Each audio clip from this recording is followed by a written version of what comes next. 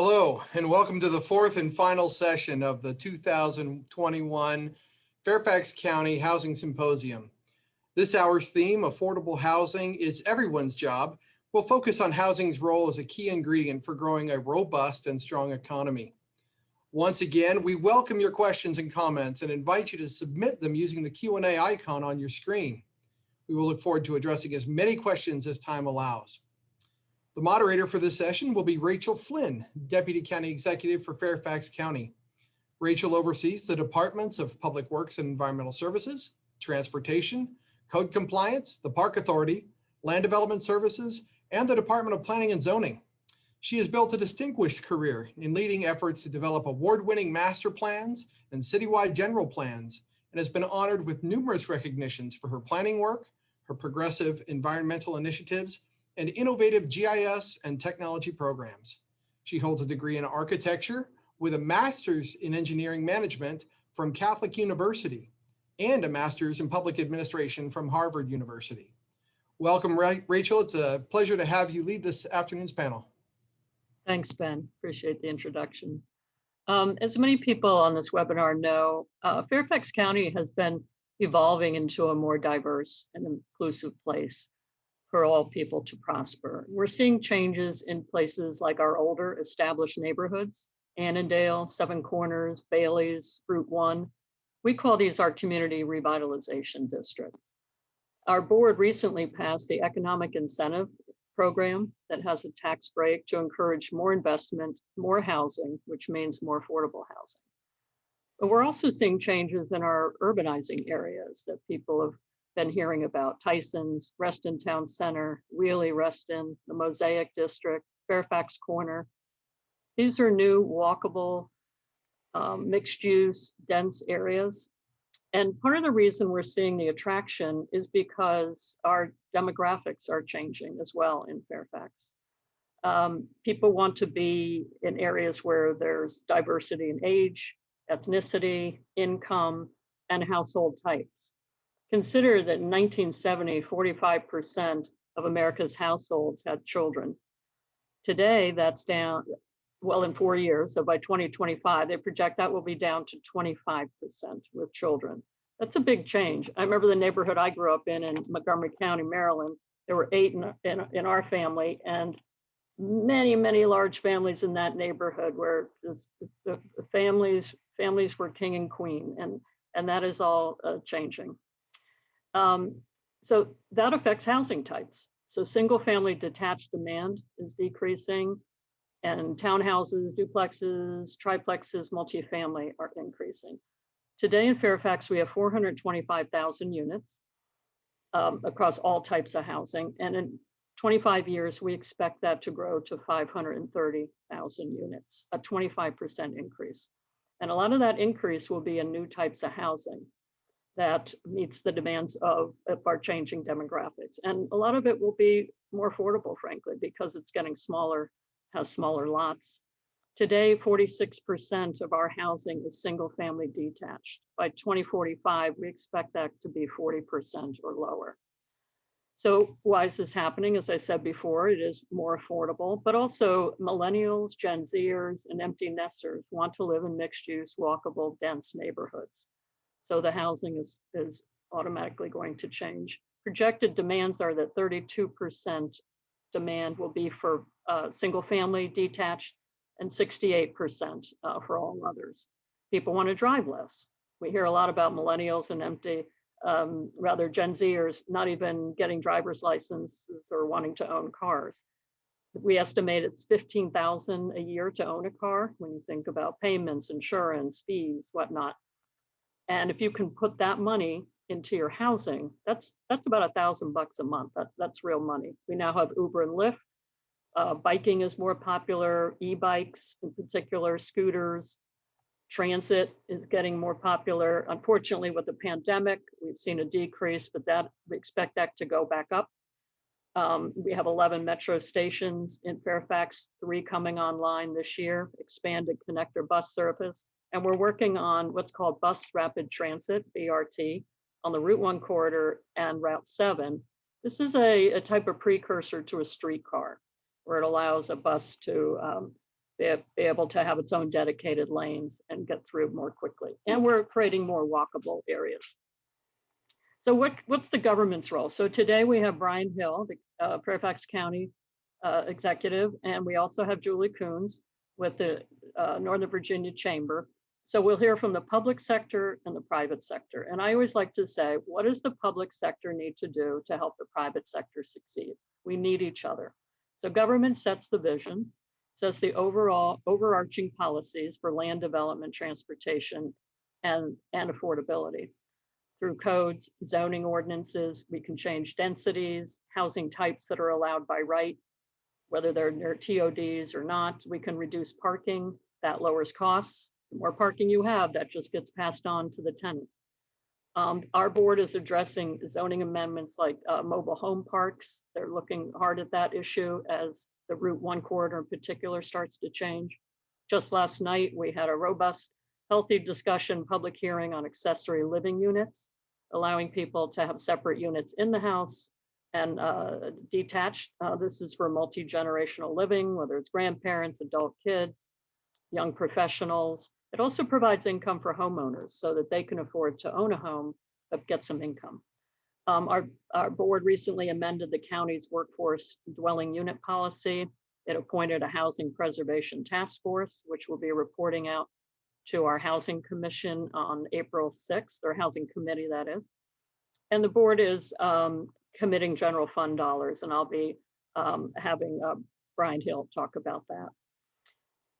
Basically, to be affordable, a housing unit should not cost you more than 30% of your income. So in addition to creating more affordable housing, we also want to address jobs and how we can help people get higher incomes. And I'm sure Julie will have a lot to say about that.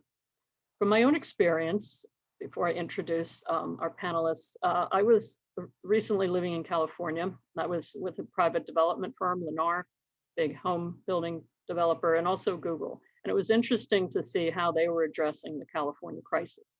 Google actually committed $1 billion to the Bay Area to build 10,000 housing units.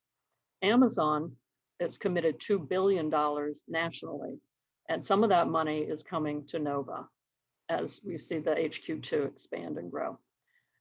Google is also looking at innovation in housing construction, whether it's modular units, prefab housing, mass timber instead of steel, which lowers costs.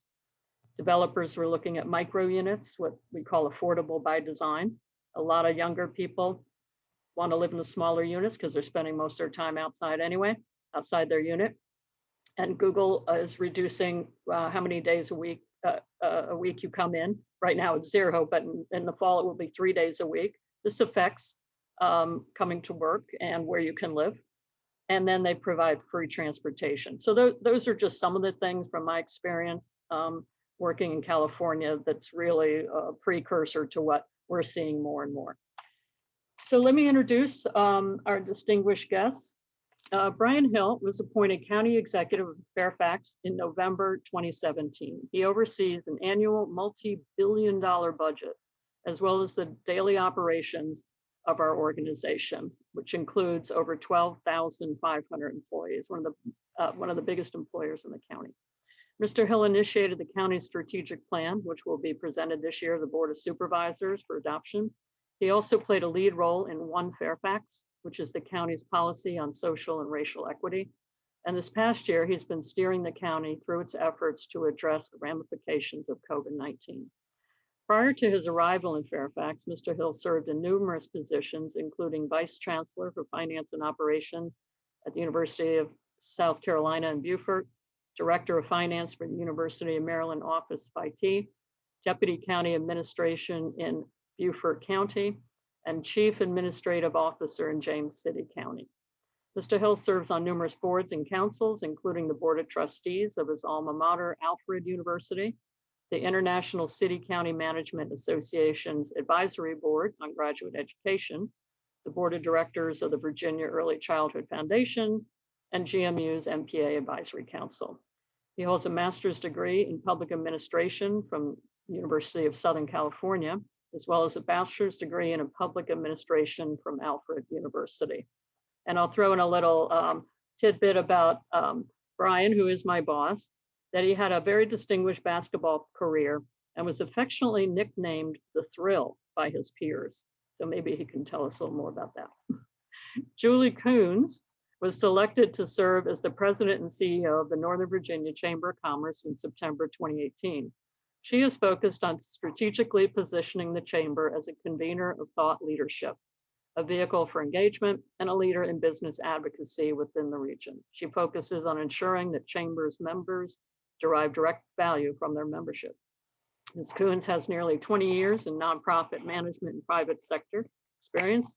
She served as the COO of the Council of the Better Business Bureau's Board of Directors and was executive VP of its national program. She's also served as president and CEO of the Electronic Retailing Association, president and CEO of the Tech Council of Maryland, and executive VP at PCIA, the Wireless Infrastructure Association. She's been an active member of numerous nonprofit boards, including Advertising Self-Regulation Council, International Women's Forum, American Society of Association Executives, and was director of the advisory board of Market Smith. Ms. Coons is a graduate of the University of the Pacific with a BA in economics and Japanese language and literature. Phew, that's a lot of experience there. So to the questions. Brian, I'm going to start with you. As you know, and I mentioned that you've been steering us through this pandemic over the last year. We've had many morning meetings and strategizing on where to go and what to do, and you really handled it so well. And I thought you could talk about that in terms of the county's economic growth, affordability and housing, and also linking it to the county's budget and how you've had to steer our county through that effort. Thank you, Rachel. First and foremost, I'm not going to answer the question why they called me Thrill. Okay, it'll be our secret. Sidebar. We'll do a sidebar one day. You know, when you look at COVID-19 and the pandemic, you know, I sit back and I say I'm very fortunate to have such a talented and gifted board of supervisors. We have been able to provide them support, and they've been able to provide us support as staff. The leadership there is impeccable. So what we're really looking at is, what is our post-recovery strategy going to be? Our board of supervisors has basically set up our conditions for success. The question is, how do we articulate and maneuver through COVID? And when you look at the things that we have done thus far, it's been striking. It's been phenomenal.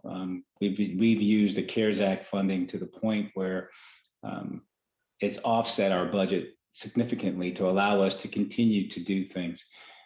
Microloans in our community have been a boon for us because it allows our small businesses to keep going. But when you talk about affordable housing, you know, when we look at what we're doing today, the board has placed a marker on our chassis, 5,000 in 15 years. 5,000 units in 15 years. You know, I think we will probably beat that number in next 5 to 7 years by the way we're going. So when we look at how we're kind of continuously keeping the jobs here and then allowing people to live here who can afford to live here so they are closer to those jobs, I think that's something the Board of Supervisors should take a lot of credit for, and their foresight and allowing us to strategically put a plan in place to allow us to move forward. That's great. And so how is the budget doing? And can you shed some light on that for our listeners and how you know? I will say this. No, I'm just joking. No, I presented the budget, I believe almost 3 weeks ago. I did request or presented a budget with a 1 penny reduction in tax in the rate. So we went from 115 to 114. That's what I proposed. The Board of Supervisors last evening adopted an ordinance to authorize at $1.15, which means they cannot go above that rate.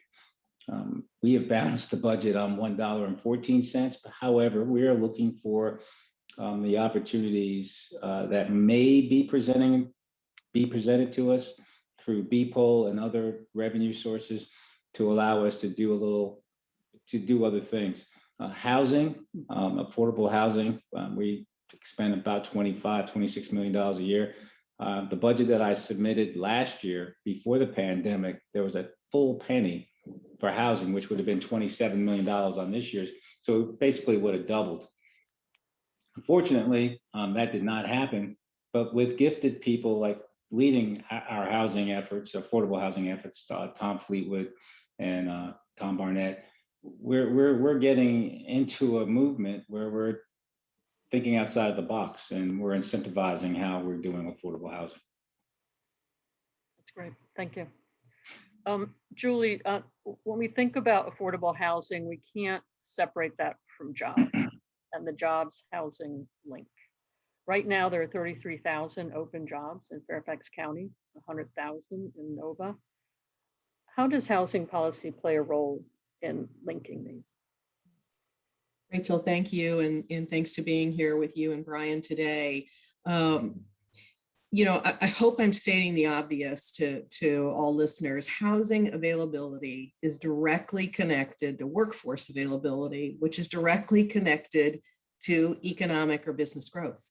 You cannot separate these. We know we have a high demand for workers. We know we have supply, but if they can't afford to live where they want to live, and they increasingly share that they want to live near where they work, we're going to struggle to fill those positions. So, the business community is, I think, even more committed over time as we understand how important available workforce is.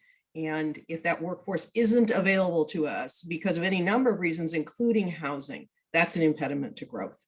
The reference earlier to the accessory living units, for example, we support that and really hope that the board can move on that. That's the type of thing we need to create, those opportunities so we can have the most diverse in every way workforce that drives innovation and growth in the region. So I've heard that during COVID, home prices have gone up, which was pretty shocking, at least in our region, and depends where you are in the country, but in our region. And one of the reasons was that, first of all, millennials are getting that age, 30 to 39, where they want to own a home. So there's that.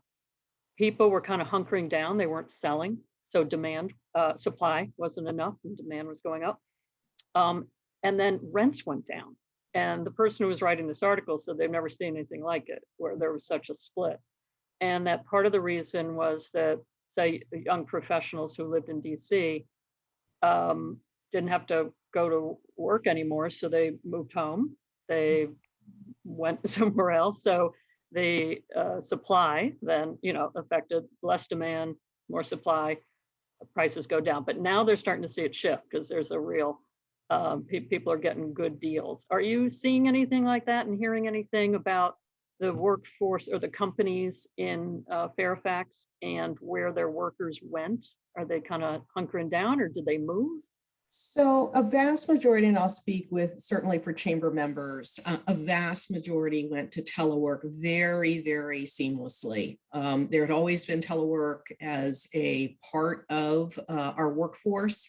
And so very quickly, we were able to very effectively telework. So to that point, it didn't matter where those employees were. So there hasn't been a lot of discussion on whether, a large base moved someplace or not. Yeah. Now, there have been sort of, what I might call sort of some discussion of finding that employees purely moved away. Hi, I've decided to move myself and family to Florida. Would you adjust my tax withholdings? And there's been some discussion about that among employers to say, okay, how flexible are we going to be? What does that mean for us? So there has been some of that, but I would call that at this point anecdotal and not, I have not heard it as a sort of a large impact that when we move back to some probably hybrid model that suddenly they're going to have employees who simply are not able to physically participate. So it hasn't come up a lot. Yeah, it'd be interesting to see what data you get when this is all over. By the way, do you know when this will be over?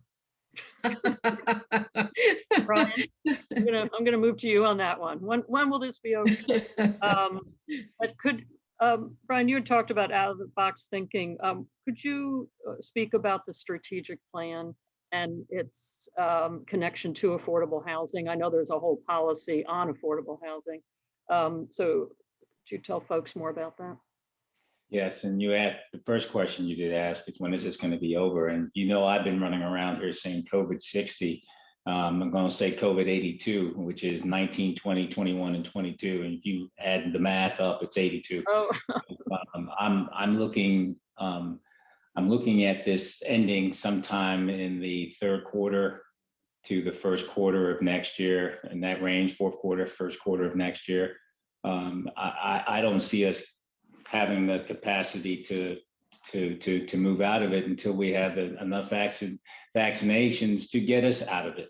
So that has been something that our board of supervisors has been yelling to the governor and yelling to the White House. So we'll see. If we have ample doses, we'll get out of it sooner than later. But at the current rate now, just for everybody on this call, at the current rate now, if everybody in Fairfax County gets one dose with what we get in every week, we're talking at least July, August for everybody to have one dose. So then you wait and do your algorithm for 29 or 28 days, depending on what it is, or Johnson & Johnson, you're looking late fall, early winter before everything is taken care of. That's if we maintain the current level of doses being provided to us. The strategic plan. My thoughts on the strategic plan are this. When I look at the budget and when I look at the CIP and I look at the comprehensive plan, there wasn't a crosswalk to ensure that we could have goals absolutely prioritized and hit and made to happen in a period of time that made sense. There is a housing strategic plan and there is an economic development strategic plan, but there is not a countywide strategic plan. Never going to take away from the housing strategic plan or the economic development strategic plan, but I thought it would be good for our staff to understand the crosswalks between each superhighway. The silos that we have created in government, to try to break down those silos so we can articulate when somebody does something in EDA, how does it affect the fire and rescue department, or how does it affect police? And juxtapose that to how does it adversely affect them? So when we talk about strategic planning, I'm looking at setting our conditions for the future. This board sets conditions for the future, but I want everybody to understand where the board's going, as well as where staff we need to go. So when we look at housing, the goal is 15,000 over, sorry, the goal is 5,000 over 15 years. Yep. That is a strategy. That is a goal. We're going to obliterate that goal because we have put things in place to do that. Our expand affordable housing opportunities. We need to produce, preserve, and improve affordable housing, as Julie said, through partnerships. Looking at the school system and saying your available land, as we build up, can we use some of your available land to have your teachers closer to the schools as opposed to coming from other areas? Excuse me. In the Braddock district, we're looking at, which is right there at the government center complex, Supervisor Walkinshaw has put a proposal to do affordable housing in our parking lot.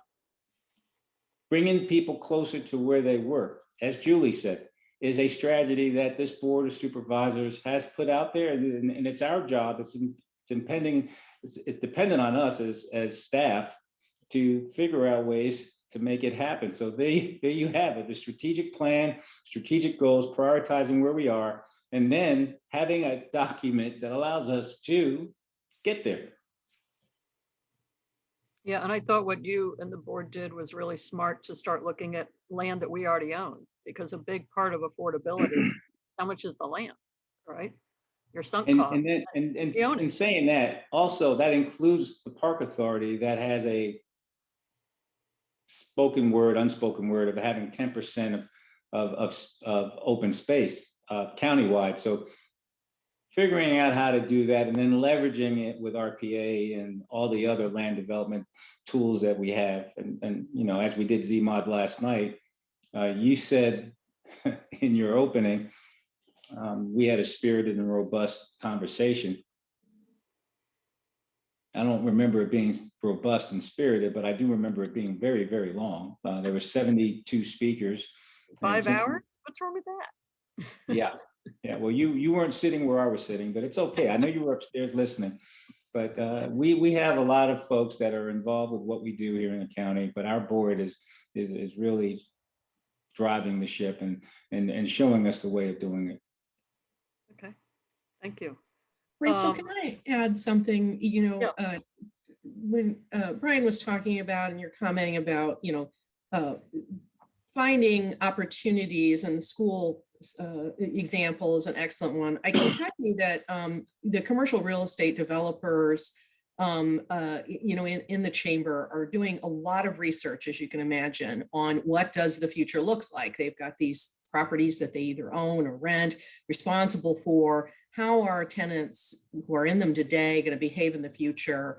You know, how are they going to deal with renewals? And one of the things that they are learning is very much this sort of hub and spoke kind of model, that people want to be able to go to a workplace that's near where they live. And so I think, you know, to the extent that, you know, that same applies, that if they can have affordable housing near where these various satellite offices are located, we're going to be able to attract and retain workers as opposed to lose them perhaps to other cities where transportation is less of a challenge.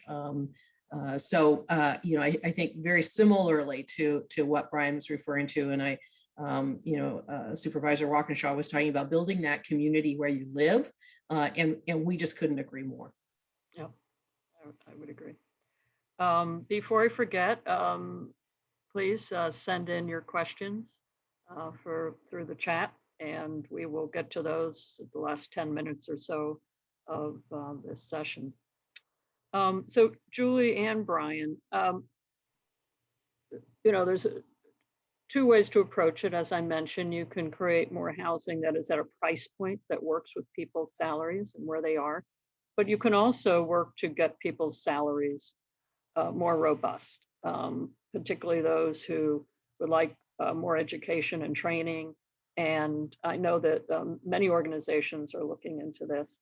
But I wanted to get your thoughts. Earlier today, we heard from the premier educational institutions in this area, GMU, Nova, and Fairfax Public Schools. So what are your thoughts on that, on aligning education, economic development, and housing? Okay, Brian's on mute, but I think he said Julie go first. Okay, I'll jump in.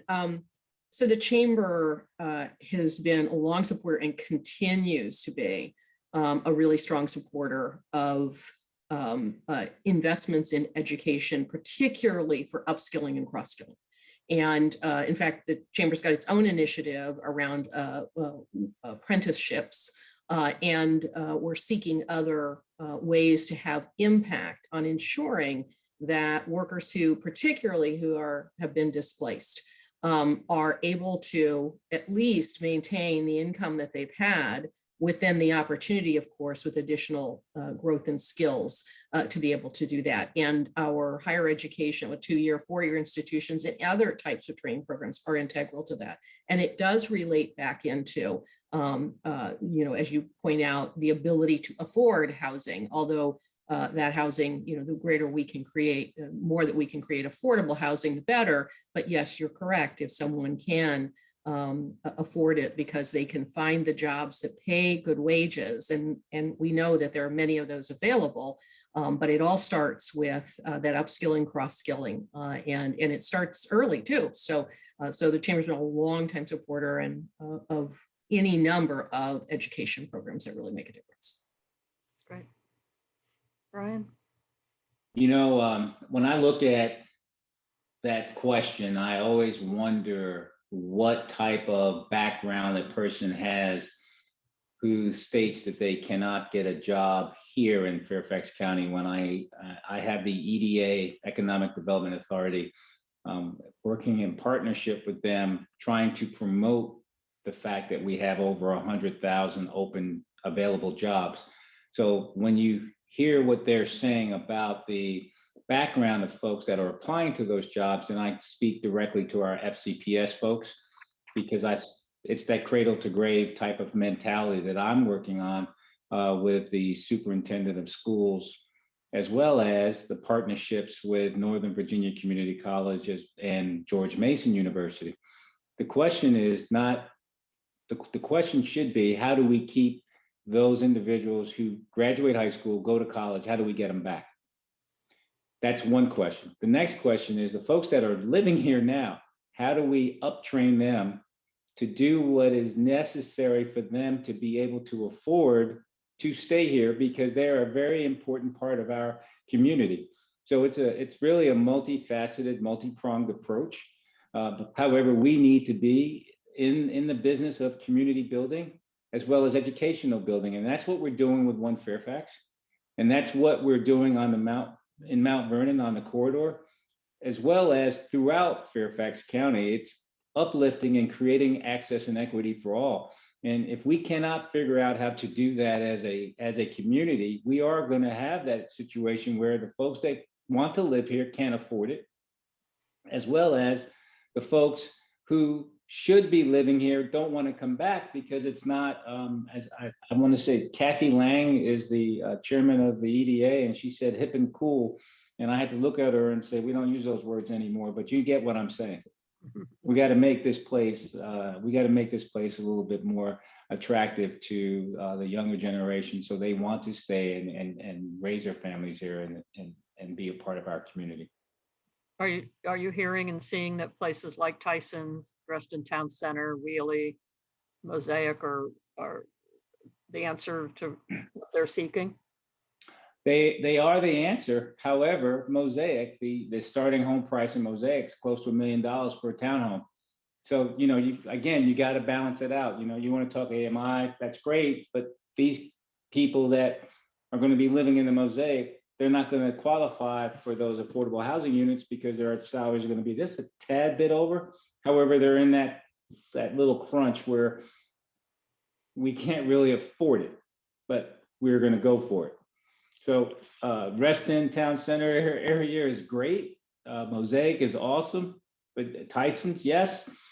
But we need to do something on the outskirts as well to bring that collective whole together. Right, exactly. And offer options within those areas. So there's lots of housing types within an area. Yeah, that's how you get that diversity and inclusiveness.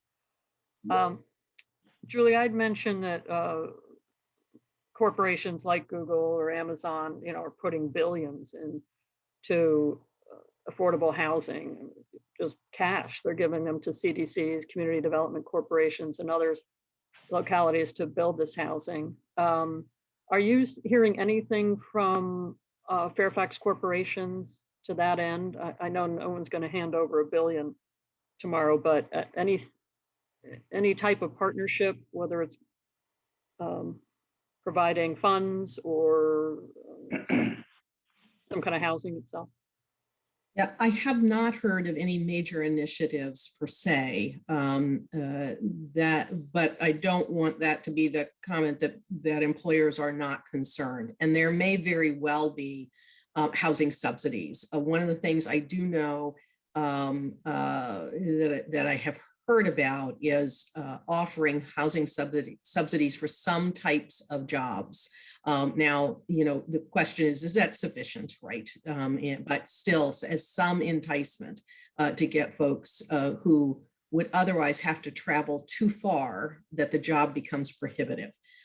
So I have heard some of that. I don't know how widespread it is, but it was the one employer who talked to me about it, was not an insignificant employer. So I think for some roles, it did happen. I wonder, when they hear about Amazon, making this huge announcement, how that, what they were saying in their corporate, the boardrooms how that affected their thinking. It's a new day. Who would have thought that this would Right, start? right. Yeah. Well, overall, an exciting and such a positive influence for Amazon to be here for all of us. And that really is well received by the business community. So I would agree with you that they will be doing things that all of us will be taking a look at and thinking about and how we can potentially model off of in our own scale and in our own ways. But again, there's just such a clarity that we want a diverse workforce to be here and retain them, and it's got to be affordable for them. Do they talk about any certain range, like where their employees are having a hard time? Like, what range would it be? The 100% AMI, area median income, AMI. I haven't heard that level of detail other than it is clear, back to Brian talking about, Victor, and that he's been holding job fairs, highly successful job fairs and the like, that, there is this gap, and the gap is a result of a number of different causes, including affordability. And so, we know that they are committed to ensuring that all of these things are addressed in order to close that gap and also retain. So.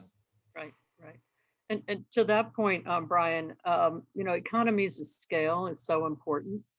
Have you heard any creative approaches also involving employers that can help us reach that economies of scale in terms of housing?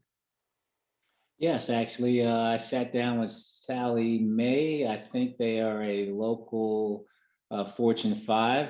Again, as I've been going around this large county, vast county, 409 square miles, I've been speaking with all the Fortune 500s as well as many small businesses. Sally May is speaking with us on land development not opportunities to bring people back to their offices, as well as for us to provide them with opportunities in affordable housing. Again, what we do behind the scenes is very important to what we do and promote when it's ready to be put out there. Working with the entire board of supervisors and our partners like Julie, we're going out from a leadership perspective to talk to these Fortune 5s and these other businesses on how we could collectively get our development and zoning processes in place to allow them to put up affordable housing for their staff and bring them back to the inside of their building, which is very important to us for our commercial space. As you know, we have about 20 million square feet of commercial space, Rachel. I think that's empty, not occupied. I think that's the number, but it was 17 last year. But guess what? We added 4.5 million over the last 2 years. So when you look at it, it's 1.5 net loss. And that's really showing in our commercial rate of taxation here in the county. The way the Dillon Rule state works, the residential tax rate is what carries the day. Commercial is down 4.8%. Residential is up the same, but the numbers don't equate to the same number. It's unfortunate.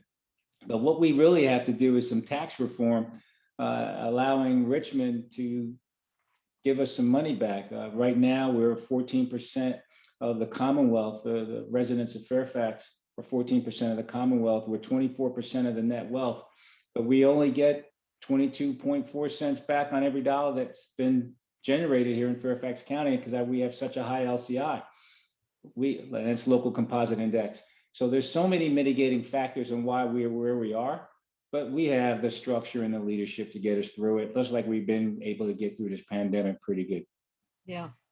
Speaking of the office vacancies, it's interesting. The county is doing its first project where we're going to transform an office building into housing.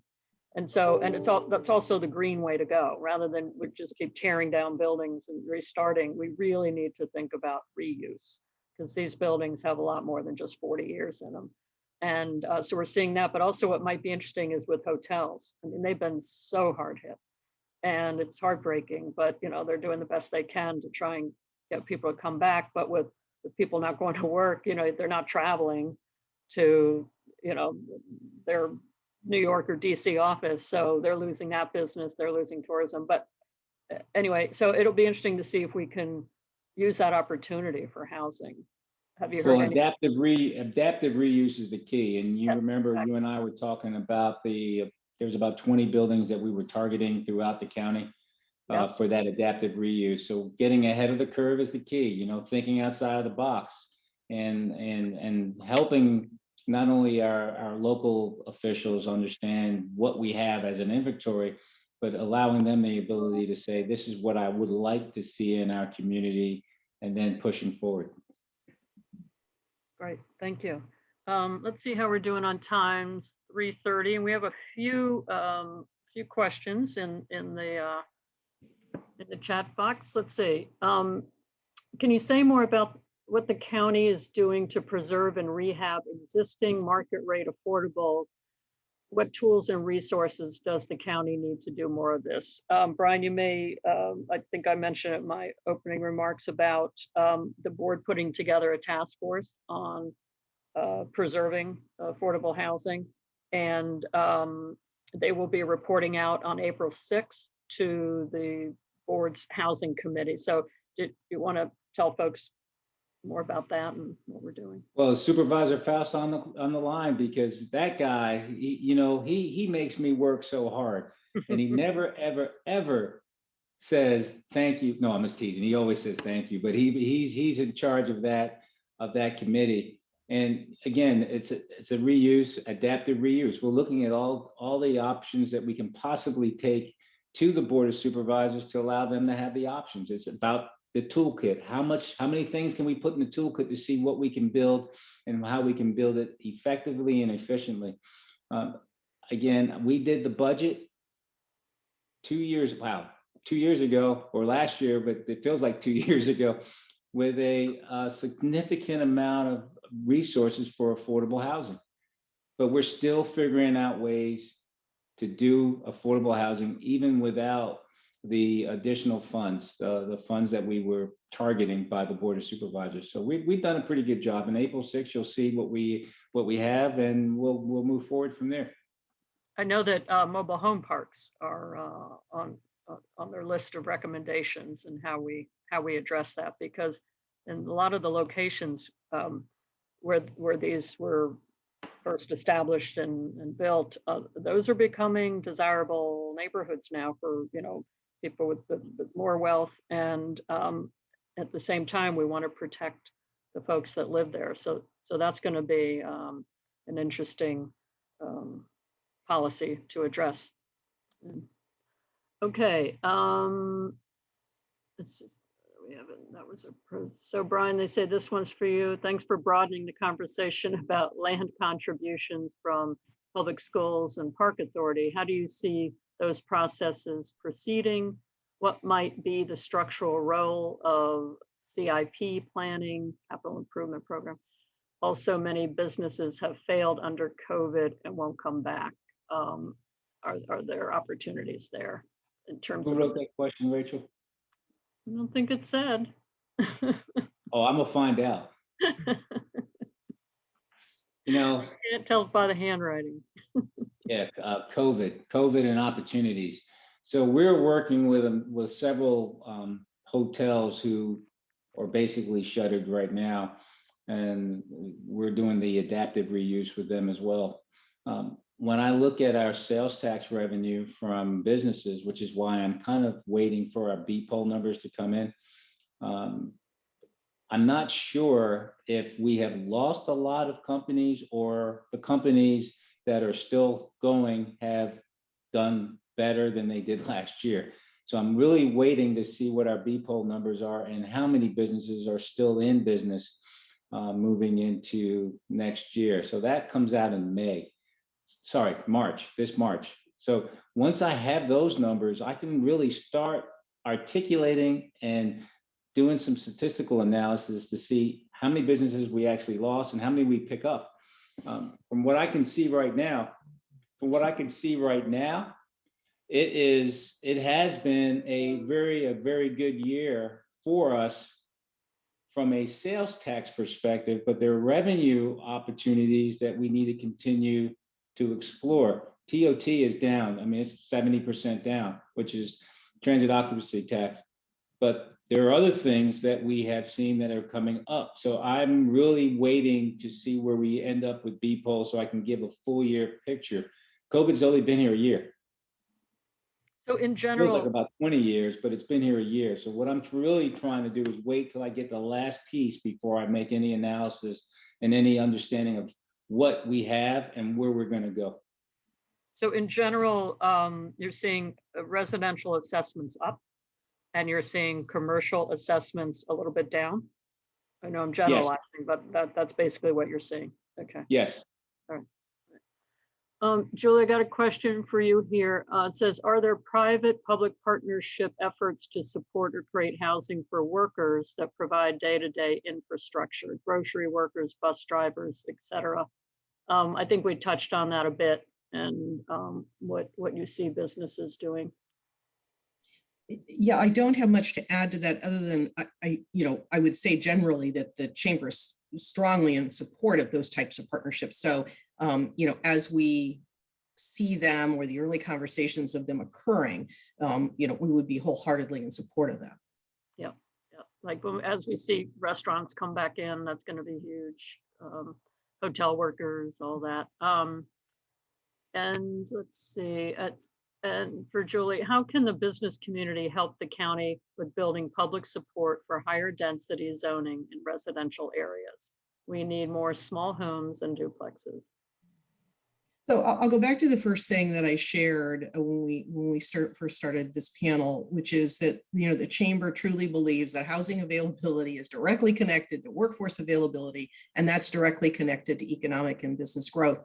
And Brian, of course, has the significant detail and expertise around how all of this works. But as a general matter, we need business taxes to support the good schools and the good services that we have here. So if we all want to continue to have, a really wonderful place to live, but we need to address this solution. And so in that sense, the chamber's very prepared to continue to urge the county and partner with the county to make sure that we can bring the public along to make sure that more affordable housing is available. Great. Brian, I think this one's for you. The federal government has passed the $1.9 trillion relief package. I guess late breaking news. Did the House just vote? They just voted. Okay, everyone, late breaking news. I don't know when the president's going to sign it, but this is a really big deal, really big deal. It includes $300 billion for states and local government. And we're getting all of that, right, Brian? Every penny.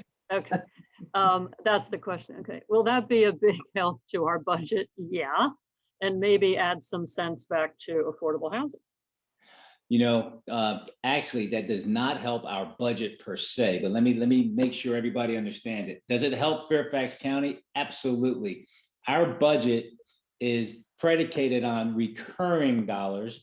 This is a non-recurring dollar. So this allows me to offset many things that we can purchase for the future, for today and for the futures. So that leadership versus management. The management works for today, the leadership looks at tomorrow. So it allows us to really position ourselves into the future because the recurring dollars are key. But if we can offset and stockpile, not stockpile to this point where we're not going to use it appropriately, but it allows us some leverage and some flexibility. I have to look at the guidelines of what we can spend it on versus what we cannot spend it on. The last stimulus, we received $207 million direct from the federal government because we were a county over 500,000. We're the only county in the Commonwealth over 500,000. So we had a direct dial right into the government, federal government. The rest of the money went to the state, and the state provided 50% of the total to the municipalities and localities throughout the Commonwealth. When they were unable to spend those funds, November, we started seeing request from the governor to us saying, we need to expend these funds and can you figure out a way to expend them? So we took care of another 150 million. So we were close to getting 350 million over that span of time with the CARES Act funding. This new tranche of money, again, I need to look at the guidelines of what we can spend it on and how we can spend it, but they will not be spent on recurring funds unless I get the go-ahead from the Board of Supervisors. However, with that go-ahead also impacts our AAA bond rating. So we have to be very careful from a financial standpoint how we spend the money. But I will tell you, yes, it does help. It helps us offset many things that we've had to buy because of COVID. If COVID wasn't here, obviously this money wouldn't be here and we wouldn't be spending on masks and gloves and gowns and things as such. So it will be something that I get to play with my friend Joe Mondoro. Will be in the back room. He's a chief financial officer. We'll be in the background figuring out what we can do and what loopholes are in it to allow us to expend every penny from the state, from the federal government, more so than what we're doing with our county dollars. I know that we gave grants to small businesses. I believe it was 50 million. Am I remembering? 50+ million. Yeah. So what did the rest of that money go towards mostly? Or was there a big category that it went to? Or it was all over? Excuse me. It really went all over the place. We had affordable housing, we had the schools, we had shelters, we had nonprofits, you name it, we did it. And then you had to buy PPE supply. And, here's a good one for you. When the governor came out and said that they were going to vaccinate hospital workers, employees that worked in healthcare, I was on the call with them and I said, so you're going to do hospital workers. However, the folks that bring them to the hospital are not vaccinated. Now, tell me how that makes any sense. And that's where we started getting the 1A, 1B, and 1C categories. So it's just a part of us being able to speak to the federal government as well as the local governments, as well as the state government, to understand where the provisions are within this new amount of money and how we can efficiently and effectively spend those dollars prior to spending the dollars of our county residents. Okay, and just to explain to folks in the audience who might not know, so 1A was obviously the first phase. We are right now in 1B. We expect 1B with a couple with some variations. They've added ministers and ministers, and there's one other category they've added, janitorial support. Thank you. Oh. Whoever said that virtually, thank you. Let's see. How about one more question here? It says, with the advent of all the teleworking during COVID, how are employers in Fairfax County planning for the effect this will have on the need for workforce housing in the county? Will it change how we perceive the need for more housing here? I'll let either of you take it, both of you. Well, I think that's a double-edged sword there. I do not think, in my business, I believe we're a social service business, so we're going to need people on the ground here in the office and being able to go out to the communities. And as I stated with Sally Mae, they are also trying to bring people back to the office. So it's really dependent on who the company and organization is and how they want to procure their business model. My business model for Fairfax County, in coordination with our Board of Supervisors, is we're trying to provide services. So we're figuring out who can be on the ground and who can be remote, because that also shrinks our footprint of what we need on the external. So there's a lot of mitigating circumstances, but going forward, I believe we are about 62% virtual right now. I'm thinking in the next year, it's going to edge back down to 50%, 40%. And we'll probably get a sweet spot around 20 and 30%, and it's going to be alternate days. I concur with Brian. I don't see it from the private sector impacting what we understand is the need for affordable housing. I think it is still settling out, just very much to track what Brian said. Victor Hoskins this morning said, I think his projection is that, approximately 40% of workers are going to be in office and another 40% are going to be hybrid. So, you still are going to have a need and a desire for what we understand to be the projected needs on affordable housing. I see the world of work changing somewhat, but I don't think that it will alter what we know we need. Yeah, I would agree. All right. Well, before we sign off, thank you both for great conversation. I learned a lot, and hopefully our audience did. But I also wanted to give a shout out to Tom Fleetwood, who is our Director of Housing and Community Development. And Tom was a leader in pulling this conference together, and he's very much behind the scenes. He's the silent partner, and Tom works tirelessly for our residents to have the affordable housing they need. He thinks creatively, he's cooperative. Right now he has almost 2,000 units that he's juggling, whether they're in the idea phase, the planning phase, the construction phase. And so thank you, Tom, and thank you for pulling all this together. We enjoyed being a part of it. Thank you so much, Rachel and Brian and Julie, for your extremely valuable insights and expertise shared in this session, and to our participants for some really outstanding questions. If we did not get to your questions, please feel free to email them to us at rha@fairfaxcounty.gov. We as a group have been richly rewarded today, and we'd like to extend our sincere appreciation to all of our moderators and all of our presenters and panelists for the countless hours of preparation for today's event, the excellent information and knowledge they've shared with us. At this time, we're preparing to, as we prepare to close the conference, we want to turn some time over to some final speakers. We'd like to introduce at this point Chris Leonard, the Deputy County Executive for Health, Housing, and Human Services. Chris is a graduate from West Virginia University with a master's in public administration. He's been with the county for over 20 years. His leadership has played an integral part in developing and implementing partnerships, programs, and services to support the social and economic well-being of residents, and also to create communities of opportunity across Fairfax County. So we'd like to welcome you, Chris, and turn some time over to you at this time. Thank you, Ben. And I don't get a basketball shout out like Brian did. I heard that earlier. But thank you. I appreciate it, Ben. And on behalf of the Fairfax County workforce, I'd like to thank the Fairfax County Redevelopment and Housing Authority and the George Mason University School of Business for holding this outstanding event today. Thank you especially to all the presenters that we heard from today. You represent the practitioners in Fairfax County who are providing affordable housing opportunities and other critical services to some of our most vulnerable residents. Today's presenters have reminded us all about the critical importance of affordable housing as a foundation, not only for a strong, successful economy, but also how it impacts other aspects of our lives.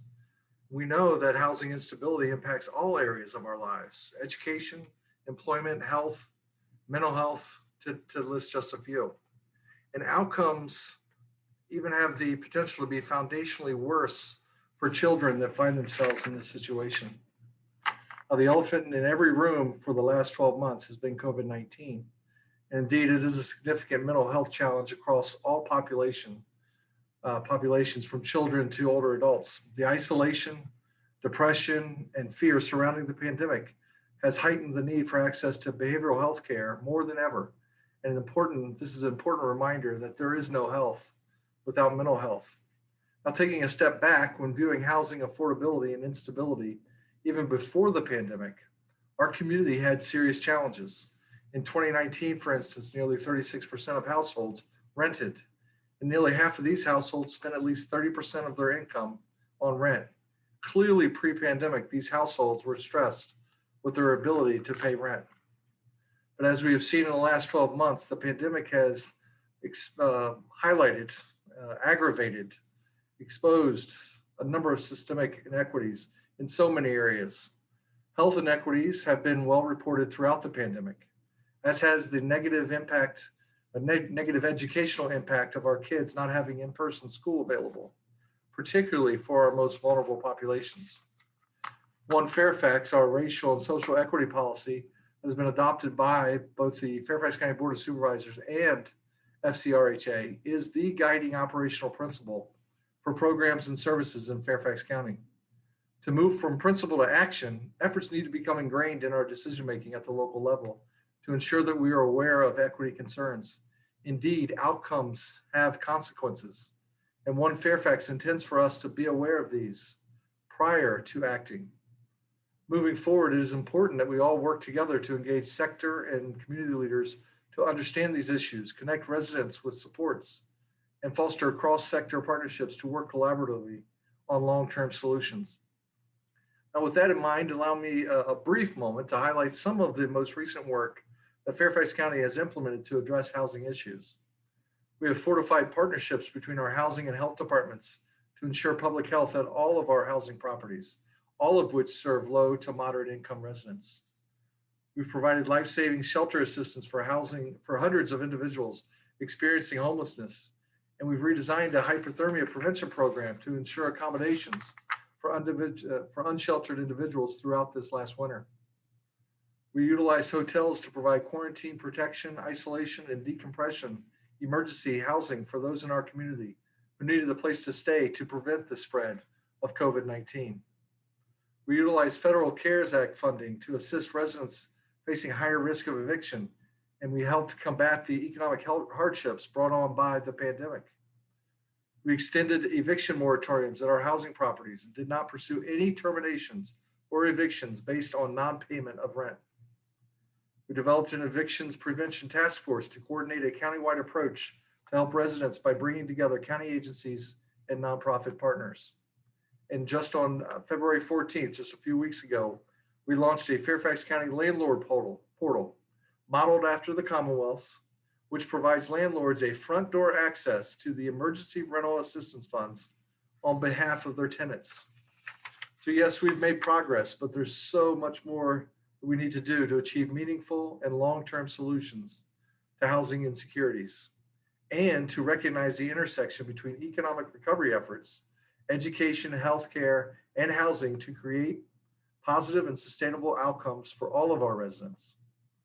We will certainly be dealing with the lasting impacts of the pandemic for quite some time, but there is light at the end of the tunnel as vaccinations continue across the region and the nation. Fairfax County is committed to ensuring that we align our collective strategies moving forward for affordable housing with the One Fairfax policy to shape an equitable future for all our residents. So just in closing, thank you again to all the staff who made this event possible, particularly the staff at the Department of Housing and Community Development. And I would echo Rachel's comments about Mr. Fleetwood. He's done a marvelous job leading the effort. Also, again, to our hosts, FCRHA and the GMU School of Business, and our event sponsors, the Northern Virginia Association of Realtors and Virginia Housing. Without all of these organizations, this event would not have been possible. So we look forward to seeing you all again for next year's event, hopefully in person. Thank you. Thank you very much, Chris. In light of the time, I don't know I could get through all your basketball exploits, but thank you so much for joining us today and sharing us those remarks and for your leadership. For our final speaker of the afternoon, I'm very honored to introduce Supervisor John Faust. Supervisor Faust was elected to the Fairfax County Board of Supervisors in 2007 from the Drainsville District. He represents McLean, Great Falls, Herndon, and portions of the Vienna and Falls Church areas. He also serves as chairman of the board's Housing Committee and its Economic Advisory Commission. We're very pleased to turn the time to Supervisor Faust for some closing thoughts. Thank you, Ben. Appreciate it. So as chair of the board's Housing Committee, I have the privilege to close out this amazing 2021 Fairfax County Housing Symposium. Basically, I get to say in conclusion and summarize some of the things that you've heard. It's been an incredible event.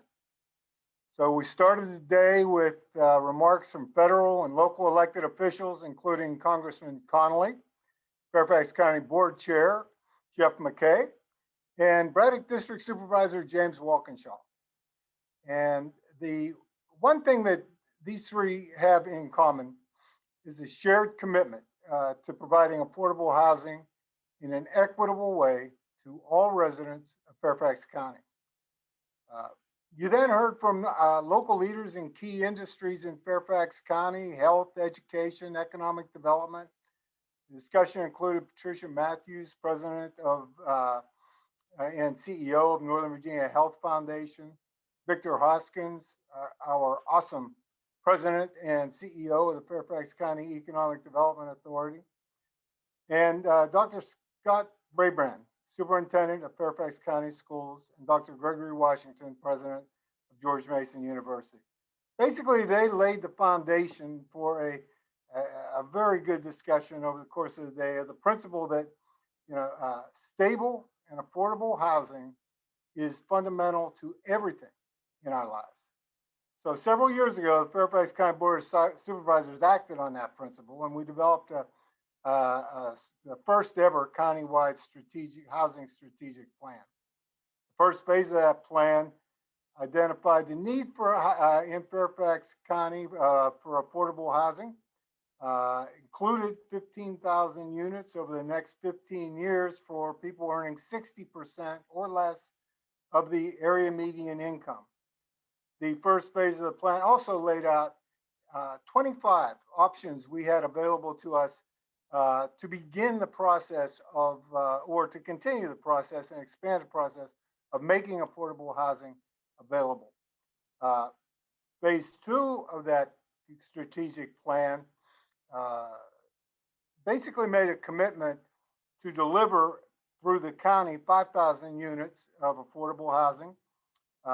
We agreed to commit a penny of our tax rate, which is equivalent to $27 million per year at the current time, to funding, additional funding for affordable housing. So all that was impacted by COVID. We had to redo our budget, but we did not redo or reduce our commitment to affordable housing. So we come up with many creative and in many instances, creative partnerships for addressing affordable housing. So some of the things we've been able to do, and some of them I'm sure you've heard today, the board's transferred several parcels of land to the Fairfax County Redevelopment and Housing Authority. That land is being developed for affordable housing.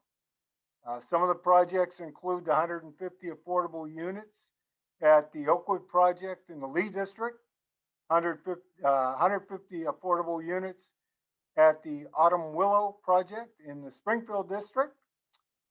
Supervisor Walkinshaw's very creative proposal recently to transfer land at the Government Center, which is currently used or barely used as a parking lot, for more development of affordable housing at the Government Center. Another example, we've amended the board's workforce dwelling unit policy, which has provided hundreds of workforce dwelling units in Tyson's and other other areas around the county. We amended it to make the housing provided available to people who earn much less income than what the original program provided, specifically targeting 60 to 80% of AMI. It's going to be a huge help in terms of providing affordable housing to our workforce.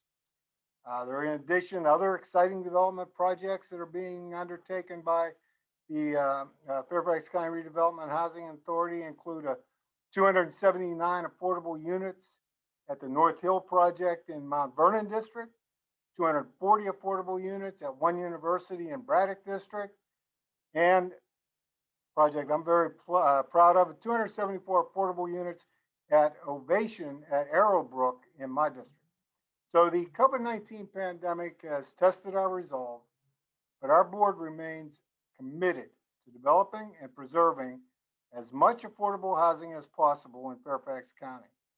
Today was a great way to elevate this conversation so everyone can see how this issue affects everything in our lives.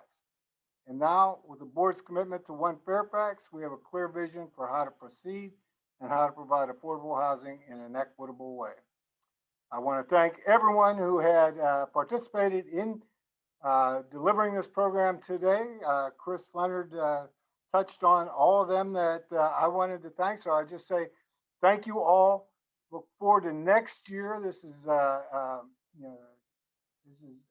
becoming a very important part of our culture in Fairfax County, and it's an important program. We thank you all for participating and helping deliver it. So thank you. Thank you very much, Supervisor, for those closing thoughts.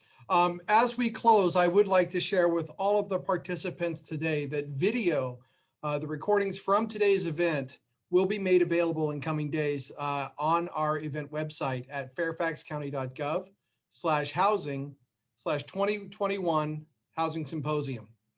And we will be sure to send that link to you so that you'll have that available. Additionally, we will also have links to the presentations that were shared as well. We'd invite you to continue to follow us online on Facebook at Fairfax County Housing for continued updates and information in the ongoing work of the Fairfax County Redevelopment and Housing Authority. And you can always contact us with any questions you have at rha@fairfaxcounty.gov. Earlier today, we started off by saying the creation and preservation of affordable housing is a community-wide pursuit. And that was certainly reflected in the diversity of the expertise, the perspective, and the insight of our audience today. In working towards that common goal of making home more attainable for everyone, that diversity will serve as one of our greatest strengths. And we look forward to continuing the conversation and working together to increase those opportunities for housing throughout Fairfax County. Thank you for joining us and have a pleasant afternoon.